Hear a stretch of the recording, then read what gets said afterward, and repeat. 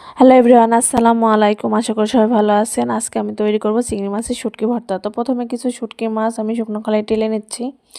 তো আমি সাধারণত কোনো শুটকি মাছ খাই না।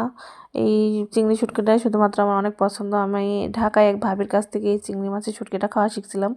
উনি আমাকে অন্যান্য শুটকি খাওয়ানোরও চেষ্টা করেছিল, কিন্তু পারিনি। আমার কাছে সব শুটকি কেন জানি গন্ধ লাগে। আমার বাবার বাড়িতে কেউ শুটকি মাছ খায় না, কখনো আমিও খাইছিলাম না।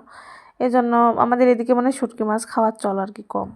তো প্রথমে শুটকিগুলো টেলে তারপরে এখানে রসুন, পেঁয়াজ, শুকনো মরিচ আমি সবগুলো তেলে ভেজে এখন একসাথে বেটে নিচ্ছি লবণ দিয়ে।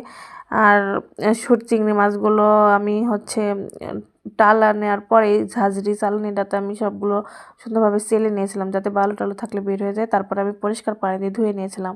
একটু নরম হলে তারপরে বাটা সুবিধা হয় আর কি। পানি দিয়ে ধুলে এই জিনিসটা সুন্দর নরম সফট হয়ে যায়, বাটতে কোনো কষ্ট হয় না, এবং কোনো বালু বা ময়লা থাকলেও সুন্দরভাবে বের হয়ে যায় আর কি। তো সবগুলো আমি সুন্দরভাবে মিক্স করে বেটে নিয়েছি ভর্তাটা। এখন এই পাটাতে অনেকগুলো ভর্তা লেগে আছে। আমি এখন এর ভিতরে গরম ভাত নিয়ে নিয়েছি। আমার কাছে এইভাবে খেতে খুব ভালো লাগে। আপনারা কারা কারা পছন্দ করেন জানাবেন।